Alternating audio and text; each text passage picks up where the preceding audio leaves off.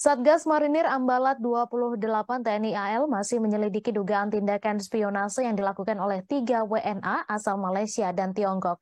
Sebelumnya, Satgas Marinir Ambalat 28 TNI AL Guspurla Koarmada II mengamankan 6 orang yang terdiri dari 3 WNI dan 3 WNA di pos TNI AL Seipanjang, Kecamatan Sebatik, Kabupaten Nunukan pada Rabu 20 Juli. Adapun ketiga WNI yang dimaksud antara lain Elwin, Thomas Randirau, dan Yosafat bin Yusuf. Namun belakangan diketahui Elwin dan Thomas Randirau hanya berperan sebagai supir yang membawa 3 WNA tersebut. Untuk informasi selengkapnya akan disampaikan langsung oleh wartawan Tribun Kaltara, Febrianus Felis, yang kini sudah terhubung bersama kami. Silakan rekan Felis. Baik rekan Mei dan Tribuners, pada satu wawancara dengan Danki Satgas Marinir Ambalat, TNI AL Kapten Marinir Andreas Manalu mengatakan bahwa setelah berkoordinasi dengan imigrasi Nunukan untuk pemeriksaan awal, ketiga WNA itu diduga telah menyalahgunakan izin tinggal. Hal itu dikaitkan dengan aktivitas yang mereka lakukan di wilayah Sebatik saat itu. Mereka beralasan mau meninjau lokasi yang rencana akan dibangun jembatan penyeberangan Tawas Sebatik Malaysia. Imigrasi sampaikan izin tinggal atau visa yang digunakan 3 WNA itu tidak sesuai dengan aktivitas yang mereka lakukan. Sehingga kata Andreas, sebagai penanganan awal, pihaknya menyerahkan ke-6 orang tersebut ke imigrasi Nunukan untuk diproses lebih lanjut. Saat ini imigrasi Nunukan hanya melakukan pendeteksian terhadap 3 WNA asal Malaysia dan Tiongkok.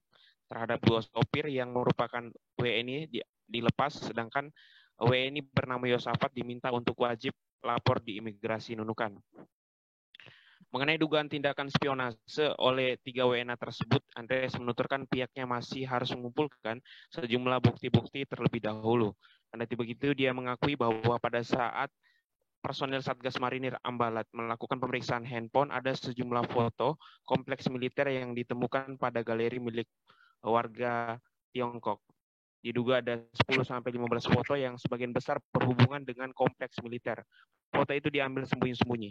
Itu yang menjadi dasar Satgas Marinir melakukan pengamanan terhadap 6 WNI dan juga termasuk WNA. Mengenai dengan spionase, Andreas kembali melanjutkan pernyataannya bahwa pihaknya tidak mau terlalu dini memberikan statement di media yang jelas atas dasar dokumentasi yang dilakukan sembunyi-sembunyi oleh 3 WNA tersebut, membuat mereka menyerahkan ketiga WNA tersebut ke imigrasi Nunukan untuk dilakukan pendalaman lebih lanjut. Menurut Andreas, ke-6 WNI dan WNA itu memiliki gelagat yang mencurigakan saat kendaraan mereka melewati pos TNI Angkatan Laut. Sampai saat ini pihak imigrasi Nunukan masih mengumpulkan sejumlah bukti yang berkaitan dengan dugaan pelanggaran izin tinggal oleh 3 WNA itu di Indonesia. Dan informasi yang baru dihimpun juga dari imigrasi kelas 2 TP Nunukan, pihak imigrasi segera menerbitkan surat perintah dimulainya penyidikan terhadap 3 WNA asal Malaysia dan Tiongkok itu. Kepala Seksi Teknologi dan Informasi Keimigrasian Imigrasi Nunukan Luki mengatakan pihaknya sudah berkoordinasi dengan Kejaksaan Negeri perihal status ketiga WNA tersebut. Ketiga WNA tersebut diduga telah melanggar Pasal 122 huruf A Undang-Undang Nomor 6 Tahun 2011 tentang Keimigrasian, sehingga status pemeriksaan ketiga WNA tersebut dinaikkan ke tahap penyidikan. Luki menuturkan bahwa 2 WNA asal Malaysia itu menggunakan bebas visa kunjungan singkat, sementara untuk warga Tiongkok menggunakan visa kunjungan saat kedatangan khusus wisata. Diketahui visa yang digunakan oleh warga Tiongkok diperuntukkan bagi WNA untuk memutar roda perekonomian Indonesia di bidang wisata.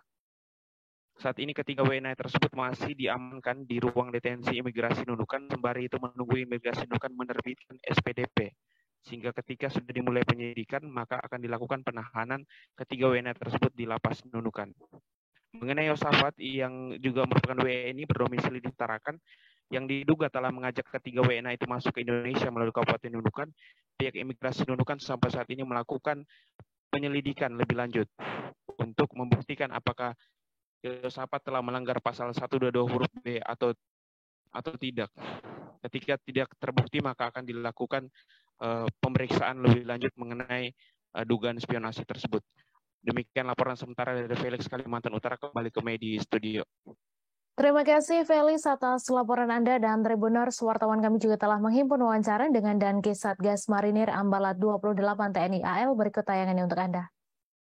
Ataupun mengambil gambar foto di sekitar basis ataupun kompleks militer, apalagi mohon maaf untuk warga sipil yang tidak mempunyai izin. Dan kita tahu 3 orang dari 6 orang yang kita amankan itu adalah WNA, sehingga itu yang menjadi dasar dari dugaan tindakan ilegal yang kami dugakan kepada 6 WNA ini. Makanya ketika kami geledah, memang di dalam HP-nya ditemukan foto-foto, ada pos Satgas Marinir, kemudian ada posal ya, pos Angkatan Laut yang kebetulan berada tepat di sebelah Satgas Marinir, sehingga memperkuat dugaan kami adanya tindak pengambilan dokumentasi secara ilegal yang dimana itu di militer sendiri hal tersebut dilarang yang jika dilakukan tanpa izin. Dari 3 orang ini yang memoto dari WN Malaysia atau Tiongkok? Cina. Yang ambil foto secara langsung, secara sembunyi-sembunyi dan ditaruh di HP-nya itu adalah WNA Cina. Alasannya itu buat apa dia fotonya tuh? Alasan yang mereka sampaikan ke kami, mereka hanya mengatakan bahwa kami tidak mengetahui kalau lokasi ini adalah lokasi instansi militer. Namun ya kita sebagai pihak militer kita punya pendapat sendiri, sehingga hal tersebut tidak sesuai dengan ketentuan yang berlaku di militer, yaitu pengambilan dokumentasi secara sembunyi-sembunyi, secara ilegal, sehingga akan menimbulkan kecurigaan dan indikasi ke hal-hal yang bertentangan dengan aturan yang ada di. Terima kasih sudah nonton. Jangan lupa like, subscribe, dan share ya.